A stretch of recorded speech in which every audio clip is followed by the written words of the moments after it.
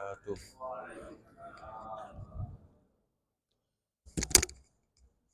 Bismillahirrahmanirrahim. Alhamdulillahi rabbil alamin.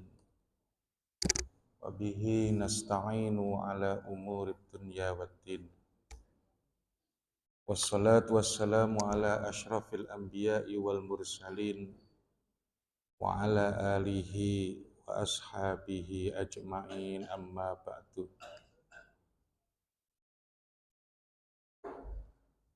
Bapak-bapak, ibu-ibu yang dimuliakan oleh Allah, As-Suyuti, seorang ulama abad 9 Hijriah, pernah berkata, al-adatu muhakkamatun. Adat itu muhakkamah,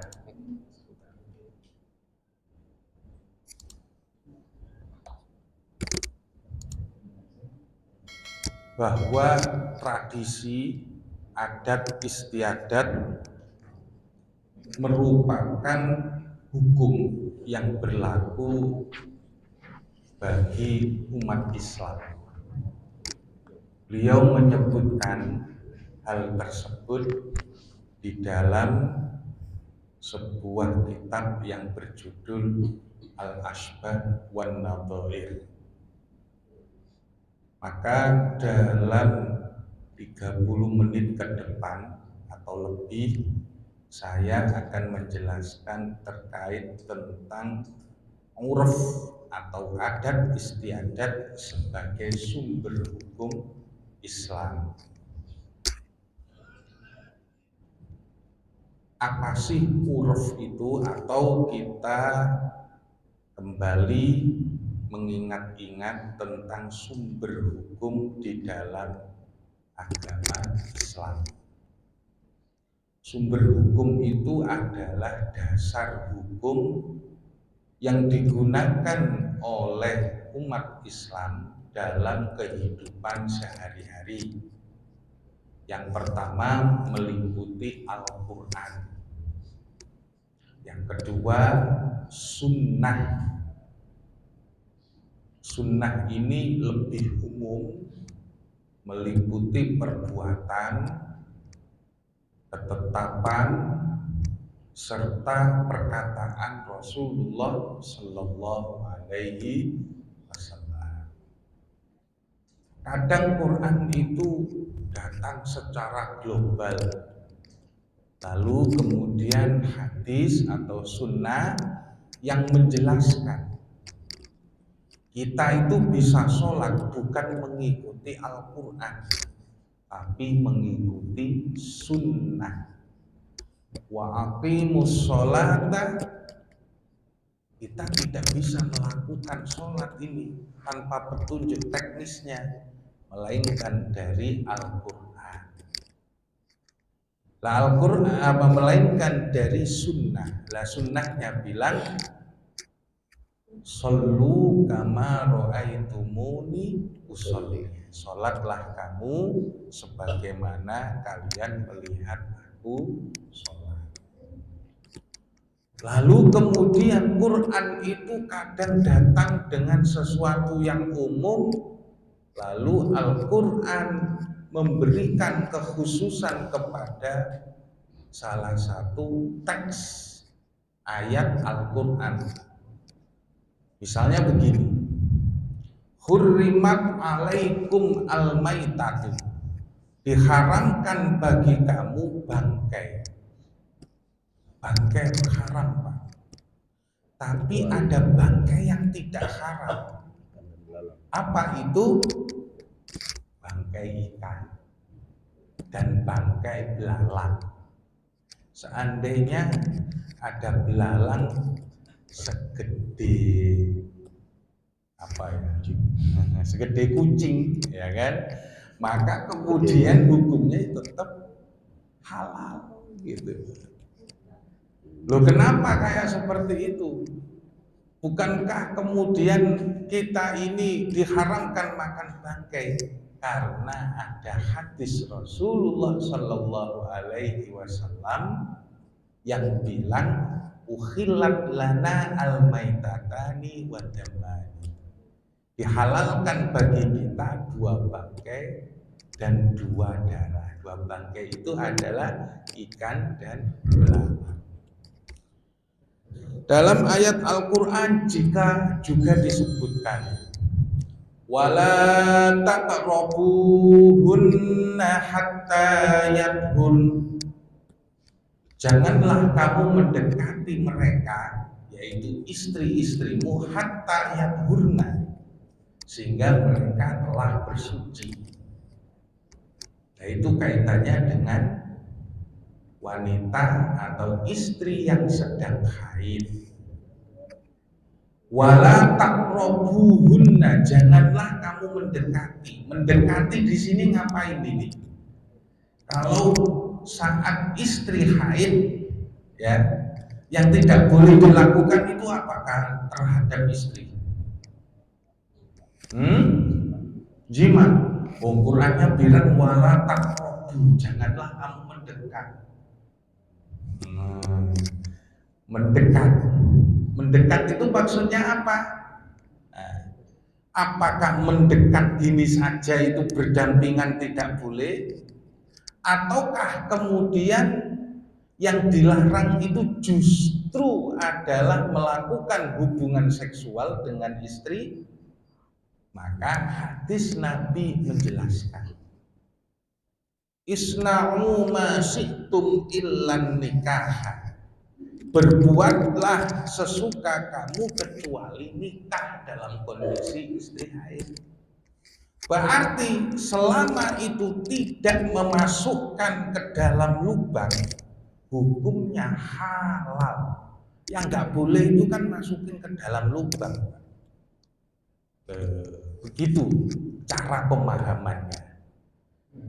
Maka Al-Quran ketika ngomong wala taqrabuhunna hatta yadhurna, janganlah kamu mendekati mereka istri-istrimu hingga mereka suci, maksudnya janganlah kamu melakukan hubungan suami istri dalam arti yang sebenarnya harus detail ini ya, bahwa kamu tidak boleh melakukan zina. Nah, begitulah interaksi antara Al-Quran dengan As-Sunnah. As-Sunnah itu merinci, sedangkan Al-Quran datang dengan sesuatu yang global. Selanjutnya adalah kias. Kias itu ibarat kata, melakukan analogi terhadap sesuatu yang ada teksnya dengan yang tidak ada teksnya. Dalam Quran disebutkan wala taqullahuma uffin, janganlah kamu berkata kepada keduanya, yaitu kedua orang tua, uff atau cis. Pertanyaannya sekarang, nempeleng orang tua boleh apa enggak? Nempeleng orang tua boleh apa enggak? Loh, ada dalilnya enggak dalam Quran? Ada dalilnya enggak dalam Quran? Enggak ada. Yang enggak boleh itu berkata cis, berkata uf. Maka kemudian kalau kemudian menempeleng orang tua hukumnya halal, berarti salah pikir. Gak menggunakan analogi di dalam memahami ayat Al-Quran. Maka para ulama bilang itu disebut dengan kias aulawi, di mana nempeleng itu gak ada nasnya, tapi lebih menyakiti daripada kata uf atau cis kepada orang tua. Berarti kata uf atau cis aja gak boleh, apalagi ibu-ibu udah paham. Hurrimat innamal khamru wal maisiru, sesungguhnya khomer wal maisiru dan judi rijsun min amali syaiton, kotoran termasuk perbuatan setan. Nah, khamr itu adalah minuman yang memabukkan. Ya. Jadi khamr itu untuk minuman yang memabukkan. Dari gandum dibuat tape, lalu difermentasi keluar airnya, itu disebut khamr. Dari perasan kurma, ibu pernah makan jus kurma, Bu? Bapak-bapak pernah makan jus kurma? Enak kan? Nah, itu diambil airnya, kemudian difermentasi, jadilah khamr. Nah, terus dari anggur diambil airnya, sarinya, kemudian difermentasi, akhirnya jadi khamr. Itu yang ada di zaman jahiliyah dan zaman Rasulullah Sallallahu Alaihi Wasallam. Nah, kalau di sini ada sari atau perasan atau sadapan pohon lontar, kemudian difermentasi, kemudian diminum, itu khamr apa bukan? Khamr apa bukan? Terus habis minum itu langsung terus jalannya agak teleng gitu, itu khamr apa bukan? Khamr apa bukan? Khamr. Berarti kalau di sana khamr, di sini khamr. Kenapa? Karena ada unsur memabukkan. Nah, terus kalau ada tulisannya jamu tapi memabukkan, khamr apa bukan? Kalau sedikit, kalau nggak mabuk. Jamu orang tua. Kalau nggak mabuk, khamr apa bukan? Satu sloki gitu aja lah kan gitu. Mabuk apa enggak? Tapi nggak mabuk, khamr apa bukan? Tetap khamr, Pak. Tetap khamr. Nah, itu kias. Lah, ijma.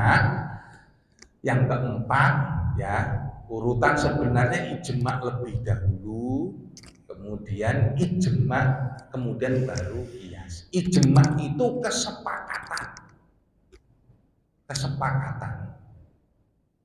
Kesepakatan siapa?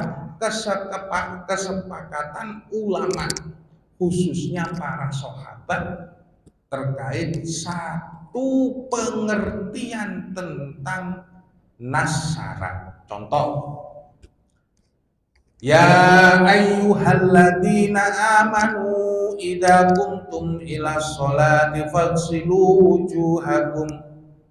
Idza qumtum ila sholati, apabila kamu bangun untuk sholat, faghsilu wujuhakum, maka basuhlah muka kalian. Itu surat Al-Maidah yang menjelaskan tentang ayat wudhu. Pertanyaannya sekarang, wudhu dulu apa sholat dulu? Wudhu dulu apa sholat dulu? Wudhu dulu. Nah, pengertian tersebut pernah terjadi kisruh di antara para sahabat. Sahabat itu memahami bahwa faghsilu wujuhakum wa aydiyakum idza qumtum ila sholati faghsilu wujuhakum. Apabila kamu telah bangun untuk sholat, maka basuhlah. Sholat dulu apa? Basuh. Wudhu dulu. Karena ada maka basuhlah. Ini dipahami oleh para sahabat bahwa pemahaman seperti itu bisa saja gitu. Lalu kemudian contohnya adalah Rasulullah Shallallahu Alaihi Wasallam yang kemudian menyuruh para sahabat untuk berwudu terlebih dahulu. Maka wudu dulu itu adalah ijma para sahabat.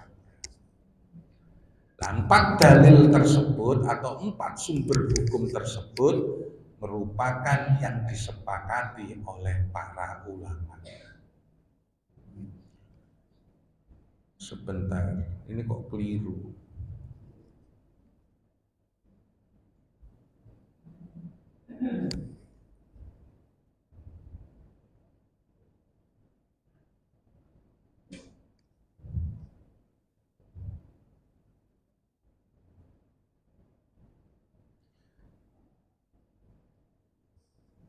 Nah, sekarang ini bahwa Islam juga mengakomodir terkait uruf yang ada di zaman jahiliyah. Kita ketahui Islam itu tidak datang di tempat yang kosong, tetapi di situ di area Jazirah Arab itu ada yang disebut dengan kawasan Mekah, Madinah atau Hijaz. Islam datang sementara mereka itu memiliki adat dan tradisi. Ya. Lalu bagaimana Rasulullah Shallallahu Alaihi Wasallam membentuk hukum? Nah, adat dan tradisi jahiliyah itu diubah oleh Rasulullah. Diubah. Contoh, poligami itu tidak dibatasi di zaman Rasulullah. Lalu kemudian dibatasi menjadi 4. Wanita itu tidak mendapatkan bagian warisan, tetapi kemudian diberikan warisan separuh. Termasuk diantaranya adalah merubah tata cara hubungan dalam keluarga atau pernikahan. Awalnya seorang laki-laki yang berkata engkau seperti punggung ibuku itu adalah ungkapan cerai atau talak.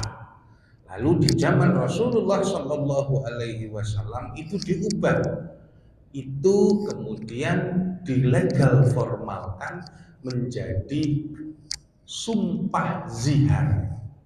Zihar itu adalah menyamakan istri dengan punggung ibunya dalam hal kemahromannya. Maksudnya suami sudah tidak mau lagi menggauli istrinya. Nah, dengan ungkapan engkau seperti punggung ibuku itu di zaman jahiliyah itu sudah diceraikan. Tapi limitnya diturunkan oleh Rasulullah Shallallahu Alaihi Wasallam dalam sebuah kaitan bahwa itu adalah sumpah zihar yang harus dibayar dengan kafarah. Termasuk diantaranya adalah akikah. Akikah itu tradisi jahiliyah. Lalu di zaman Rasulullah Shallallahu Alaihi Wasallam dulu binatang kesayangan adalah binatang yang paling mahal. Bahkan mereka kalau melakukan akikah atau persembahan kepada Lata dan Uzza itu nyembelihnya bukan kambing, tapi nyembelihnya adalah singa atau harimau gurun.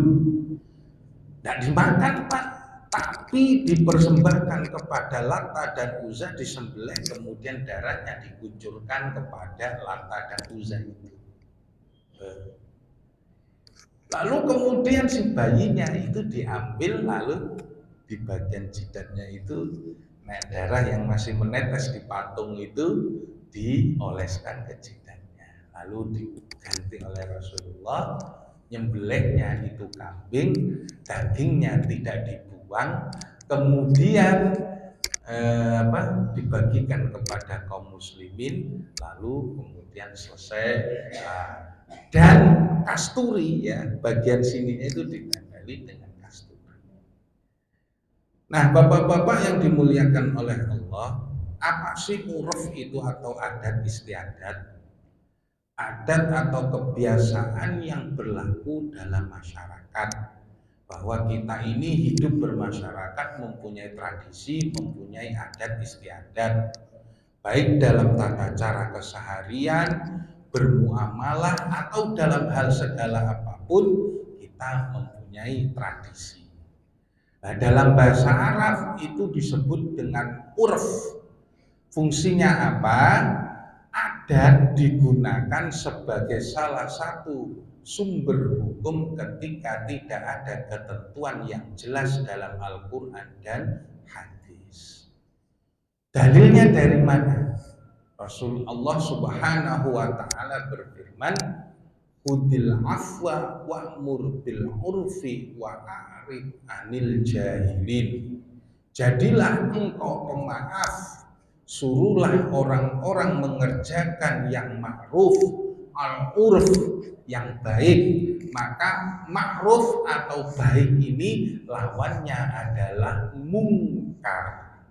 Jadi mungkar itu nanti lawan katanya adalah ma'ruf. Ma'ruf lawan katanya mungkar. Artinya apa? Yang baik itu adalah yang sudah dikenal baik di tengah masyarakat. Nah, itulah yang diterima di dalam Islam. Wa'arid anil jahilin, dan berpalinglah daripada orang-orang yang bodoh. Dalil hadis disebutkan, la tajtami'u ummati ala dolalah. Umatku ini tidak bakalan sepakat pada kesesatan. Jadi yang maksum selain Nabi itu adalah yaitu umat secara keseluruhan. Umat secara keseluruhan. Kalau perorangan tidak maksum, tapi kalau sudah diterima sebagai suatu tradisi dan diakui oleh umat Islam sebagai ijma, maka hal tersebut tidak dipersalahkan, tidak boleh disalahkan. Nah, itu yang disebut dengan ijma. Termasuk diantaranya adalah adat yang berlaku di tengah masyarakat. Ketika masyarakat itu menganggap sesuatu yang baik dan itu dilakukan secara terus-menerus dan turun-temurun, maka itu yang kemudian disebut dengan adat. Nah, adat ini tidak mungkin menjadi suatu kesesatan, karena nanti ada adat yang buruk yang hanya diikuti oleh sebagian orang. Maka dalam sebuah adatium, Imam sahabat Ibnu Mas'ud pernah berkata, ma ra'ahul muslimuna hasanan fa huwa indallahi hasanun. Apa yang dilihat ya oleh kaum muslimin sebagai sesuatu yang dianggap baik, maka di sisi Allah juga dianggap baik. Nah, inilah pentingnya mengakomodir adat istiadat. Fakta di masyarakat, adat yang baik ada, adat yang buruk. Kenapa? Yaitu bergantung kepada manusianya. Yang baik membuat persekutuan dan melahirkan adat yang baik. Orang yang buruk melahirkan adat yang buruk. Lalu muncullah uruf yang sahih dan uruf yang fasik. Satu masyarakat itu senengnya ngaji, taklim, tapi ada juga masyarakat yang minum minuman keras, ngobrol, kemudian melakukan apalah yang dosa kan gitu.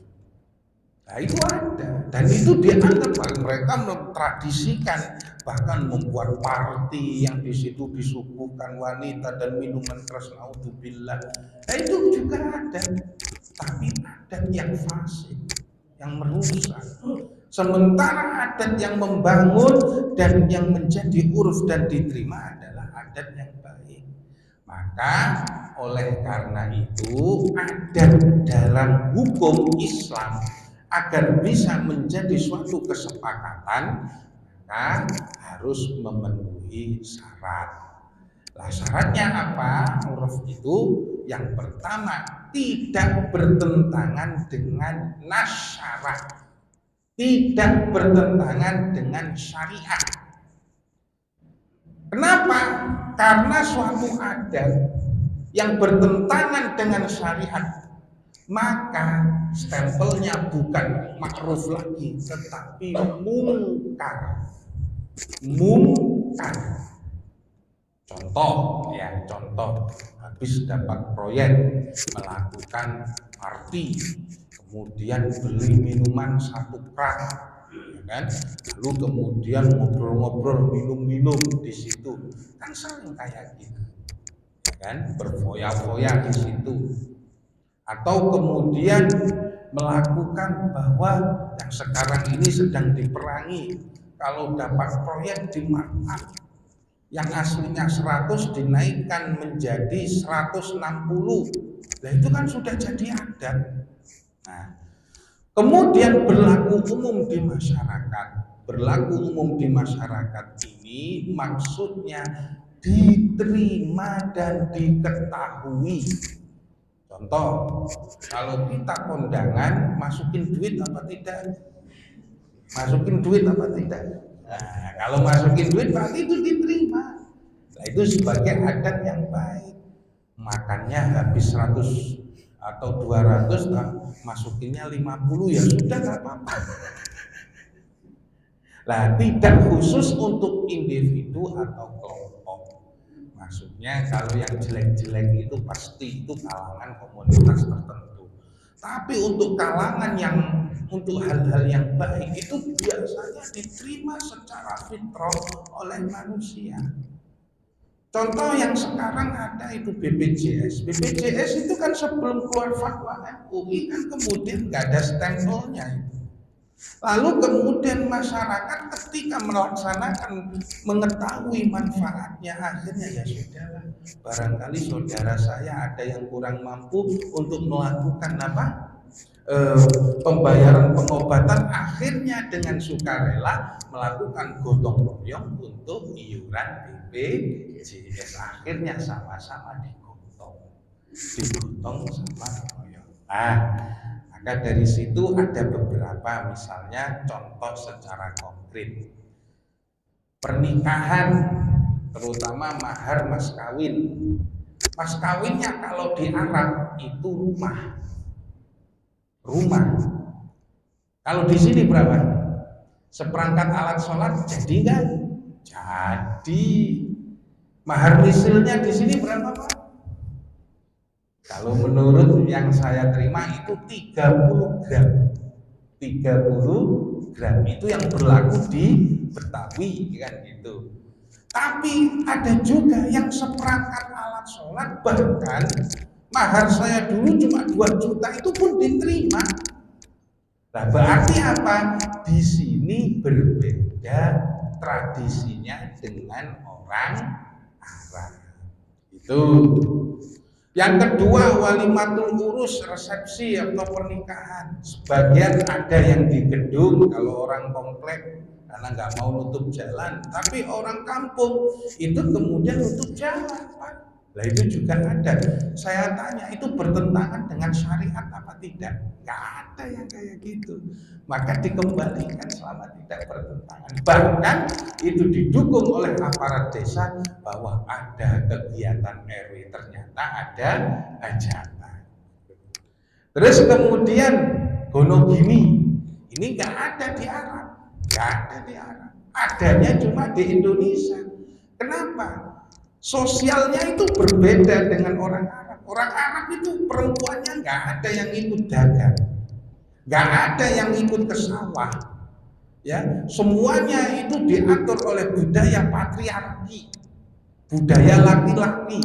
Sementara di Indonesia yang ke sawah, yang ke pasar, yang ngirim makanan itu laki-laki sama perempuan bahu membahu. Bahkan sekarang di Indonesia, sekarang ini yang kerja kantoran, laki-lakinya kerja di kantor, istrinya juga di kantor, eyangnya yang ngomong, eyangnya yang ngomong apa? Ini biasa kayak gitu, namanya perubahan modern kan gitu. Kayak gitu nyalai Quran dan hadis kan? Nggak ada yang ngatur, enjoy aja. Enak aku beli bisa lebih dekat dengan cucuku kan gitu. Nah, termasuk diantaranya nafkah. Nafkah itu ada nggak dalam Al-Quran?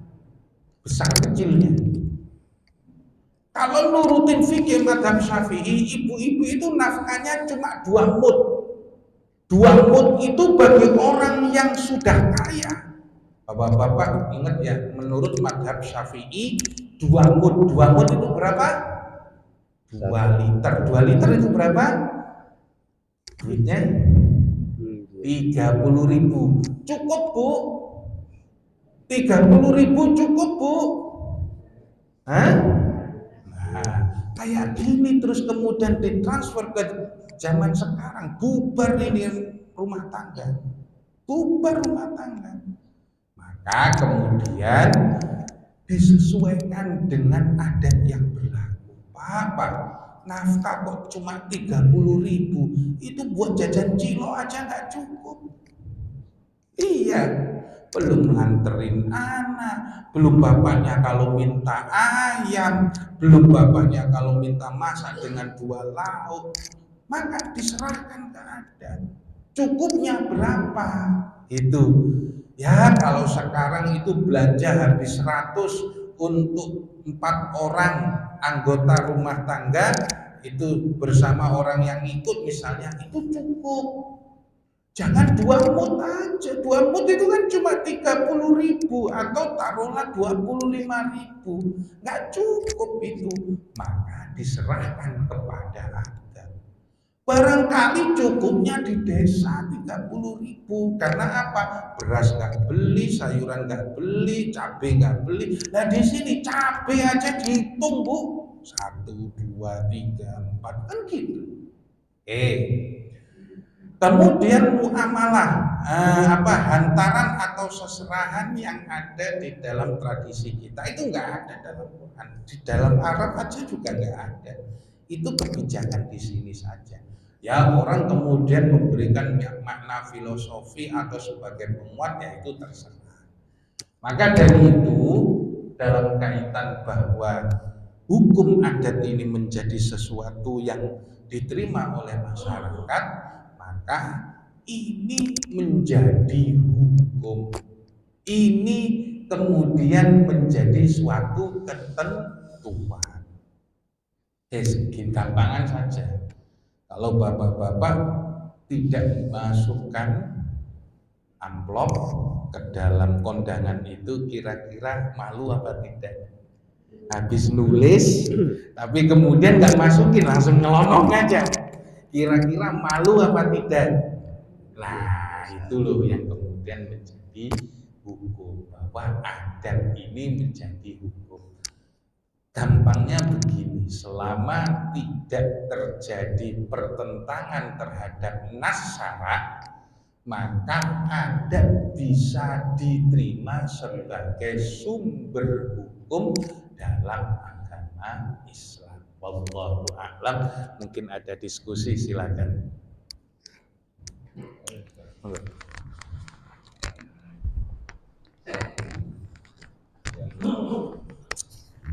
Bismillahirrahmanirrahim. Assalamualaikum warahmatullahi wabarakatuh. Dalil yang ketiga masalah urf tadi, bisa ditayangkan Ustaz, karena saya takut salah mengartikan yang dalil ketiga itu. Apa yang dianggap oleh masyarakat baik, dianggap baik pula oleh Allah. Apa yang dianggap buruk, buruk pula oleh Allah. Ini memang seperti itu atau mohon penjelasan Ustaz? Jadi konsepnya konsep keumatan Pak, bukan individual. Saya ulangi lagi ya, konsepnya itu konsep keumatan, bukan sebagai individu. Maro'ahul muslimuna. Pertanyaannya begini, jumlah mutawatir itu adalah lebih dari 40 orang. Jumlah mutawatir itu ada lebih dari 40 orang atau 40 ke atas. Misalnya dalam satu 40 ini sudah saya anggap cukup. Kira-kira setuju enggak nanti kalau sholat subuhnya kita pindah jam 7? Ayo, siapa yang berani? Siapa yang berani? dalam yang hadir di sini nih loh, taruhlah ini lebih dari 40 orang, lalu kemudian kita buat kesepakatan subuhnya nanti dipindah jam 7. Ada yang setuju nggak? Nah, itu yang dimaksud umatku tidak sepakat dalam kesesatan. Maka di balik pemahaman tersebut bahwa apa yang dilihat oleh kaum muslimin, umat Islam sebagai sesuatu yang baik, maka itu baik di sisi Allah. Nah, itu perkataan Ibnu Mas'ud, bukan hadis Nabi. Saya ulangi, saya tidak mengatakan di sini adalah perkataan Nabi, bukan, tapi perkataan Ibnu Mas'ud. Jadi yang dianggap baik oleh seluruh kaum muslimin, oleh sebagian besar kaum muslimin, maka itu dianggap baik pula oleh Allah. Nah, sekarang apa yang tidak dianggap baik oleh kaum muslimin? Nah, itu yang disebut dengan munkar. Wallahu a'lam. Itu. Monggo. Misalnya nanti mungkin ada yang mengkiaskan, misalnya semua anggota DPR itu menganggap baik sehingga dia baik pula gitu. Itu bisa seperti itu atau Lah, tapi di situ muslimin apa bukan? sebagian besar. Sebagian besar. Nah, contoh yang ada di Belanda itu LGBT legal nggak? Legal. Di kita legal nggak? Enggak. Itu para kaum muslimin ya sudah kemudian berusaha untuk apa? Untuk melakukan agar LGBT itu tidak legal. Lah, kenapa? Apa bedanya? Di situ ada kaum muslimin, ada kaum kufar. Kalau mereka nggak setuju aja berdasarkan hak asasi manusia. Tapi di kita selain hak asasi manusia yang tertinggi adalah agama. Begitu. Ya makanya nanti kalau sebagian besar umat Islam kalau ada pelegalan LGBT, berarti saya salahkan apa DPR-nya. Ya begitu salah satunya. Ya kan? Nah, itu kaitannya mengapa umat Islam itu tidak sepakat dalam kesesatan. Lah kalau kemudian berjamaah semuanya untuk melakukan sebuah kemungkaran sebagai sesuatu, misalnya nih yang lagi marak dan viral itu tumbuhan apa namanya? Kartum apa? Psikotropika itu loh Pak, yang terbaru itu kartum ya. Nah itu kan mau dilegalkan, coba aja kemudian di DPR yang membawa mengakibatkan, atau yang kemudian coba aja itu apa, kanabis itu apa namanya, ganja itu kan sudah biasa itu dimakan tuh kan gitu. Ayo dilegalkan kalau berani. Apakah itu dianggap sebagai sesuatu yang baik? Pasti di situ akan terjadi perdebatan panjang. Nah, disitulah fungsi ijtimah atau kesepakatan umat Islam ini yang kemudian menjadi penghalang dari terjadinya kesesatan secara massal. Begitu. Mungkin walaupun terjadi kesepakatan umum ini, tapi kalau dia menyalahi satu yang bertentangan dengan syariat, ini nggak berlaku. Maka ada syarak yang fasid, ada uruf yang fasid, ada uruf yang sahih. Uruf yang sahih. Dulu ada SDSB, legal nggak itu? Legal nggak? Lalu umat Islam bergerak kan? Sekarang ada judi online, mana gerakannya? Padahal korbannya sudah banyak dan perputaran uangnya banyak.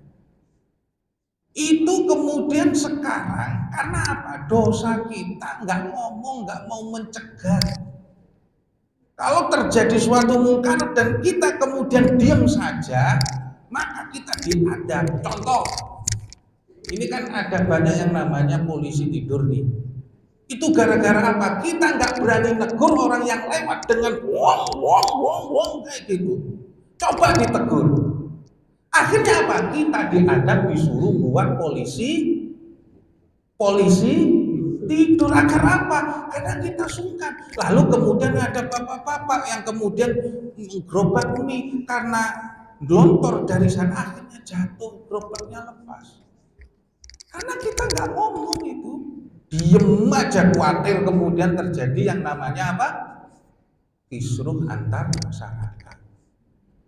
Itu masalahnya. Maka umat Islam ketika melihat kemungkaran, yang pertama kalau dia jadi pejabat, falyughayyir biyadihi.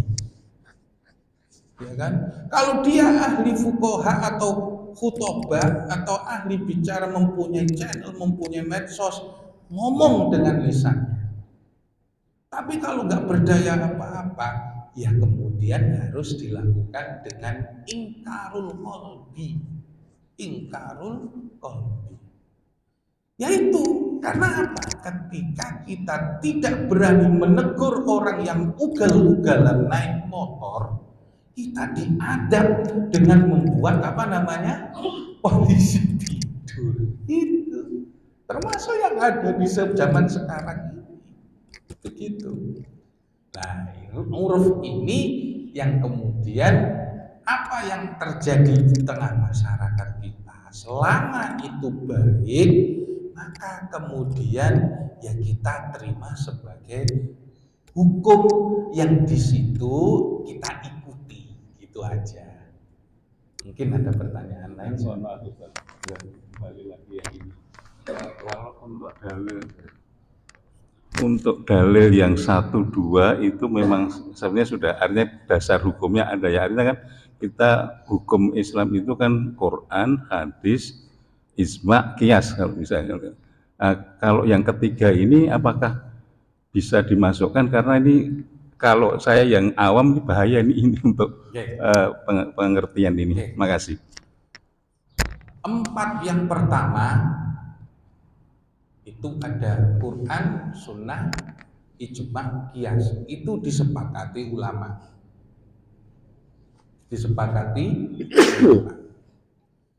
Kemudian uruf amalu ahlil Madinah, istihsan, masolihul mursalah, kemudian saddud dari'ah, syar'u man qablana, itu dipersengketakan, diperdebatkan oleh para ulama.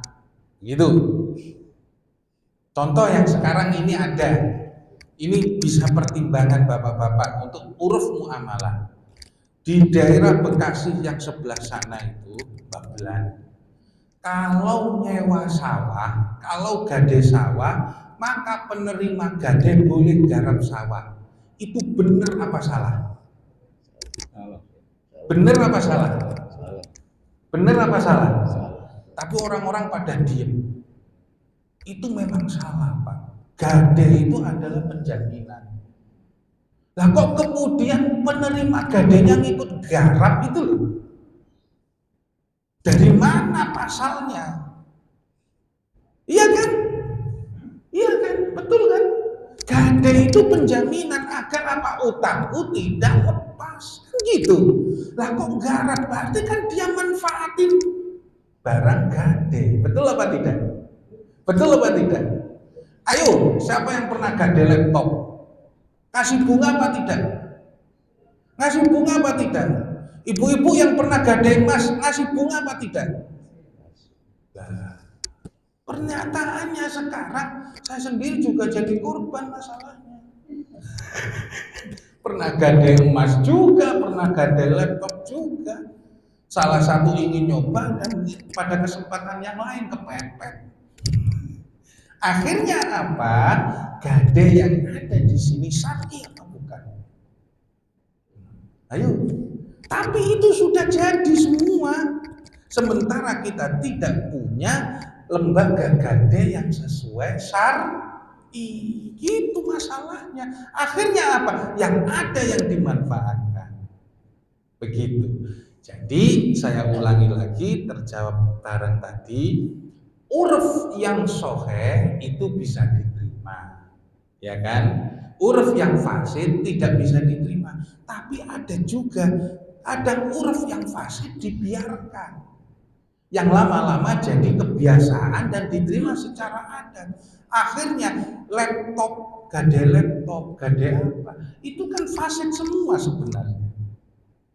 Nah, maka dari itu ketika terjadi berkisar antara fasid dan sahih, maka yang harus dilakukan disinilah mengapa para ulama sebagian tidak mau menerima uruf sebagai dalil yang disepakati.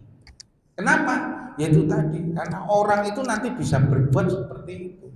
Contoh apa? Laptop, gade laptop itu loh, yang seolah-olah legal tapi hakikatnya haram, mengandung di situ horor dan riba. Kalau mau jujur, begitu Pak. Mungkin mana?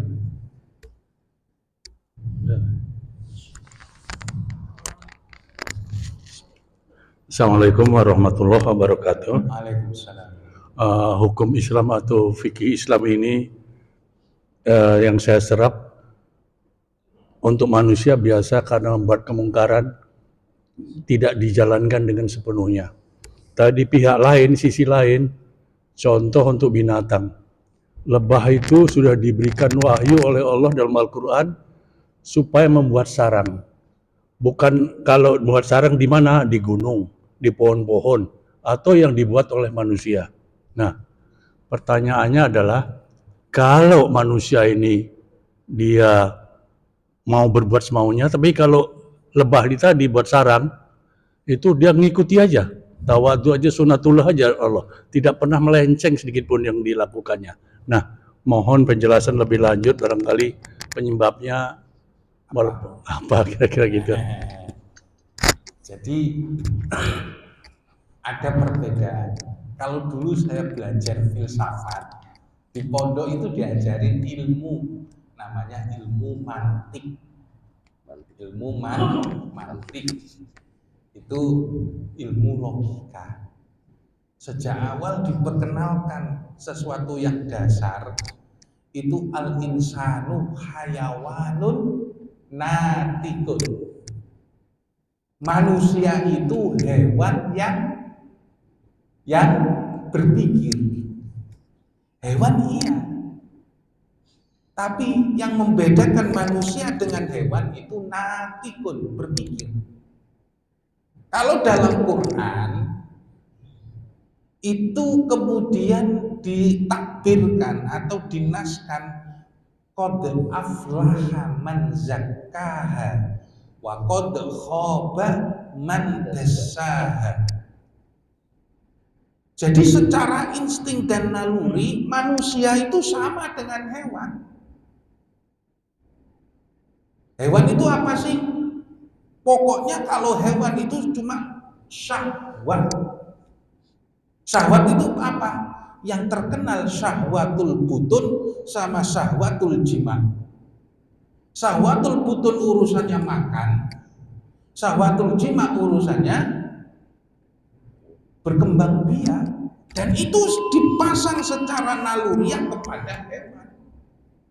Tapi kemudian yang membedakan manusia, qad aflaha man zakkaha, benar-benar beruntung orang yang menyucikan jiwanya. Manusia diberi potensi untuk naik ke alam malaki, makanya dia bisa membuat peradaban, membuat kota, membangun bendungan, membuat irigasi yang dulu zamannya primitif, kemudian zaman bertani, kemudian modern hingga postmodern sampai sekarang. Artinya zaman batu dulu kan manusia kan masih bertani pakai apa? Pakai gading, pakai batu, pakai apa? Itu kan terus berkembang manusia.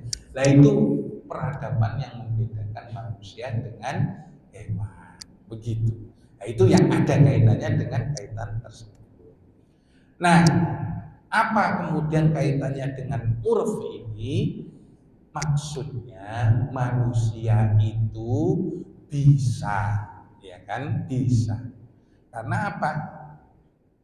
Dalam ilmu tarbiyah, hal yang paling mendasar dan bisa untuk dilakukan manusia sebagai pendidikan itu adalah peniruan. Peniruan, Pak. Jadi Qabil dan Habil itu kan mempersembahkan kurban, ya kan? Lalu kemudian salah satu tidak diterima lalu dibunuh. Yang ngajarin ngubur itu siapa? Hah? Yang ngajarin ngubur itu siapa? Ngubur itu siapa? Burung apa? Huroban, burung gagak. Di Quran itu ada. Sehingga kemudian untuk menyembunyikan keburukannya dia gali tanah, lalu kemudian ditimpa di situ agar tidak kelihatan. Lah ternyata itu ditiru sama siapa? Habil. Kan gitu. Maka yang paling bisa itu adalah manusia itu paling meniru. Dan ketika ini terjadi secara massal, lalu kemudian dilakukanlah yang terjadi uruf. Uruf itu ya ada kebiasaan masyarakat. Mungkin ada yang lain, apa cukup? Cukup? Nah, oke.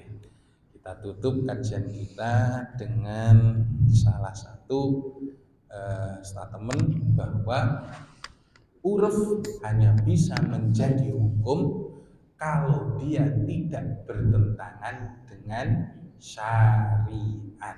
Subhanakallahumma wa bihamdika asyhadu an la ilaha illa anta astaghfiruka wa atubu ilaik. Assalamualaikum warahmatullahi wabarakatuh. Waalaikumsalam warahmatullahi